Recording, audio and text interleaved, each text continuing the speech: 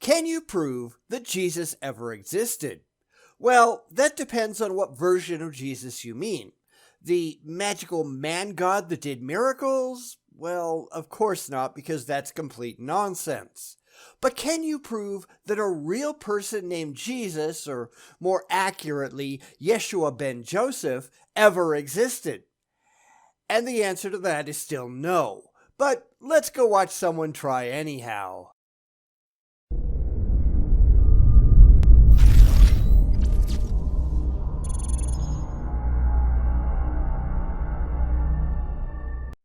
Here's one for you.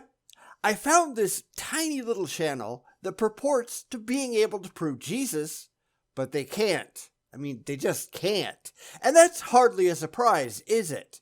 We've seen lots of theists claiming to be able to prove all kinds of things, and they get nowhere remotely close. Because they can't, and they don't care. They only want to believe, and believe blindly. And I suspect this is going to turn out to be the exact same thing. So let's go take a look, shall we? Part 1 of Proving Jesus Existed.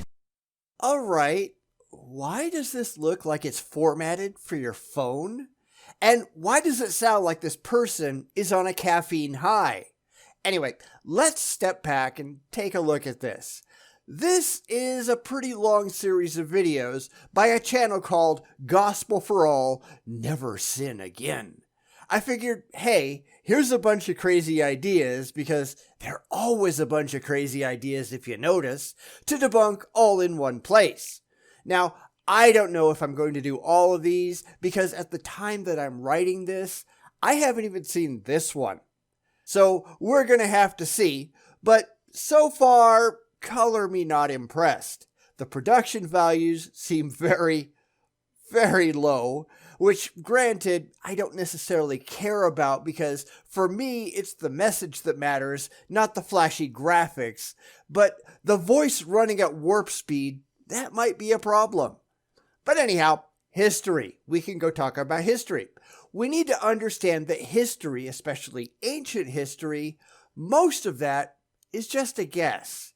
It might be based on a lot of data, or sometimes very little, but all we can do is estimate what might have happened based on the accounts that we have from the time. And of course, we have to assume the fidelity of those accounts. We have to assume that the people who wrote those accounts, they were telling the truth, or at least what they saw of it. Not just as they saw it, or as they believed it, but as it actually happened. And that's not always the case. It's why historians rely on multiple, independent accounts from multiple independent eyewitnesses. The less of that you have, the less reliable your ideas about history tend to be. But let's let Speedy Gonzales here keep going, and we'll explore this more. So before we actually start off with facts and evidence, we have to get one thing clear. To prove Jesus existed, we need to look at historical facts, dates, and people. So basically, we need to use history to prove that Jesus was a real person. The reason why I'm bringing this up is because many uneducated skeptics will immediately say that you cannot trust certain documents or certain events because they happened such a long time ago. Nobody ever says that. I see a lot of theists who make this claim, but I have never, ever run into anyone who has doubted a source simply because of its age. Ever. And the reason I think a lot of theists make this unsubstantiated claim is because they don't like the real reason that people doubt the veracity of the Bible, because it simply doesn't hold water as a historical document.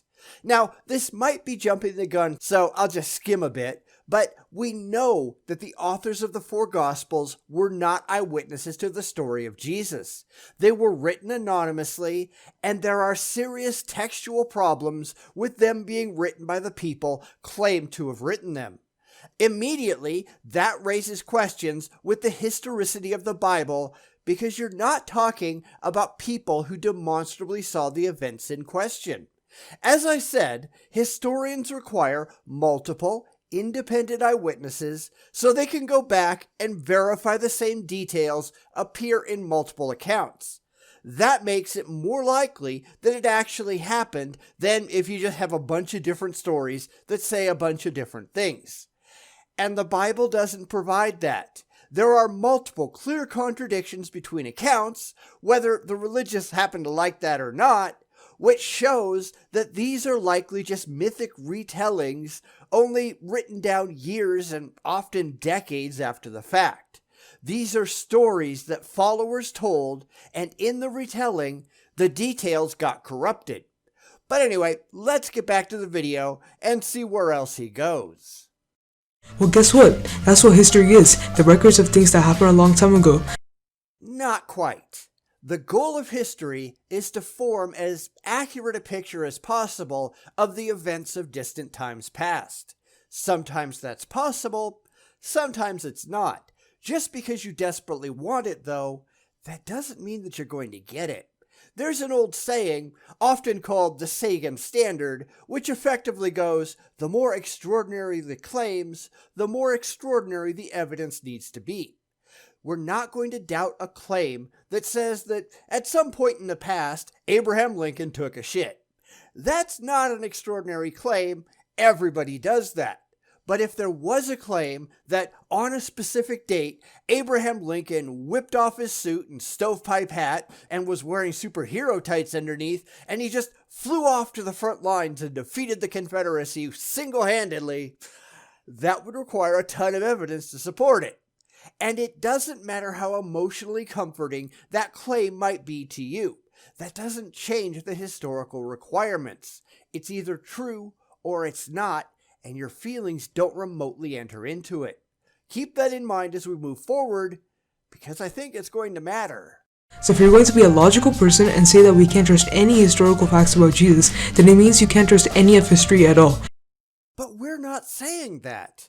This whole argument is a complete straw man. We are saying that your source material is not sufficient to reach the conclusions that you emotionally want to reach, which is really why this guy sounds so emotional and impassioned in his argument. I don't care about his passion, though. I only care if the claim on the table is rationally and evidentially defensible as it is or not. And whether the religious like it or not, the Bible simply doesn't provide. Now, for just about any other claim in history, they just shrug their shoulders and go on with their lives. But for this one, they can't, because a lot of them have formed their entire self-identity around this specific claim being correct. And they don't all believe the same thing, if you notice. If you ask one group of Christians what they think about the historical life of Jesus, you will get a different story from that other group of Christians over there. And a third tale from the group way over there. Because this isn't about truth. It's 100% about emotional comfort. They want it to be true. They want their own specific versions of it to be true, whether any of it actually is or not. This is not something they are capable of being dispassionate about. They absolutely need the historical record to turn out in their favor, whether it actually does or not. And that's why they have so many problems seeing this rationally. Because the same arguments you use against Jesus can be used for anything. For example, I can say that George Washington never existed. Except we have multiple, demonstrably independent eyewitness accounts that he did. We have things that he wrote in his own hand. We have paintings that artists painted while sitting right in front of him. There is no question that George Washington meets all of the criteria for historical existence. Now keep in mind, we're not claiming that George Washington was a supernatural being. If they were, then we'd need a whole lot more proof than what we have. But that is what they're claiming about Jesus. If the Christians were just saying that he was a guy who preached in Palestine 2,000 years ago, okay, I'm happy to say that if that's your claim, I can accept that because it's not a controversial claim that preachers lived 2,000 years ago. However, that's not what they're saying. That's not the claim that they're making. They aren't satisfied with a Jewish rabbi wandering around the Middle East. They insist it had to be some magical man god sent to take away the sins of mankind. That is a controversial claim, and therefore it requires a lot of evidence. and they have none. None whatsoever. In the reality that we live in, they have to offer more proof to back it up, and they can't do that. They simply can't. And now you might argue by bringing up eyewitness accounts and historical records which prove that he actually existed. And guess what? That's the same thing for Jesus. If you say that Jesus never existed, I can also bring up eyewitness accounts to back me up. Except there are none.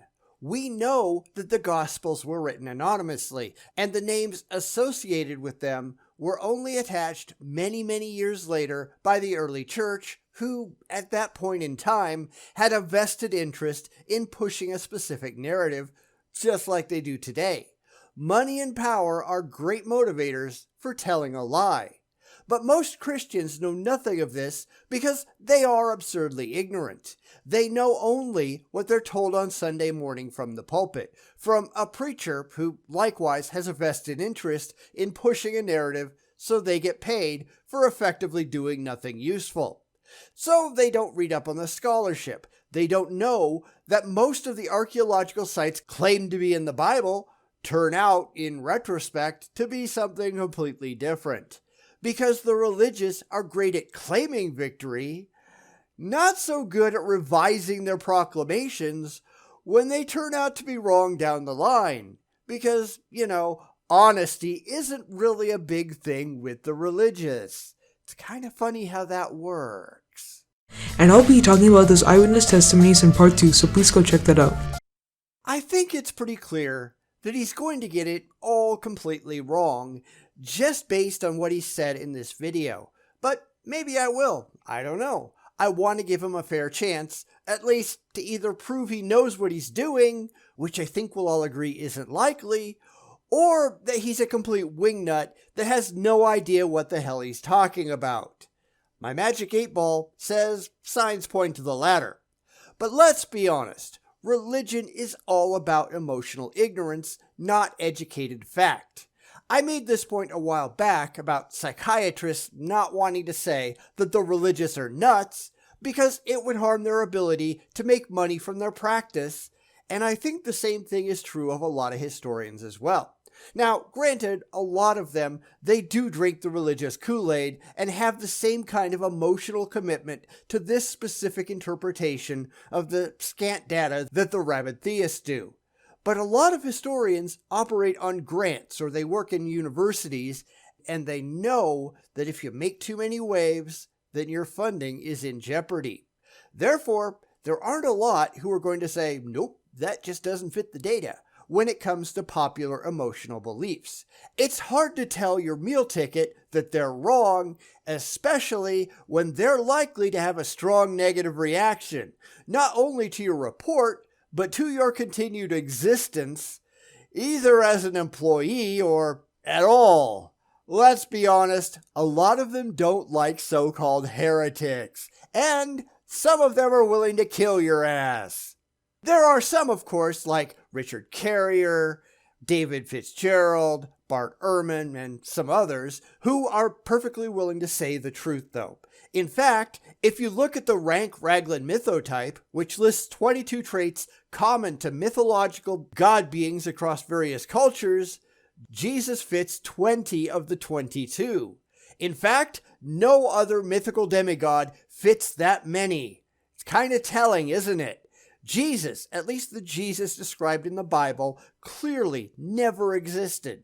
Whether there was a man or not, we may never know, but the historical evidence simply doesn't support it. It would be a guess based on emotion with no way to back up any of the details objectively. But the religious don't care about that, do they? It's far too easy to mischaracterize the facts and ignorantly proclaim nonsense because the audience they're making it for, they're predisposed to simply believe and not ask any questions. But that doesn't make any of these claims factually correct, and that's what they need to do. Prove that what they believe is actually true in the real world. And they can't do that. They don't even try. And that's just sad.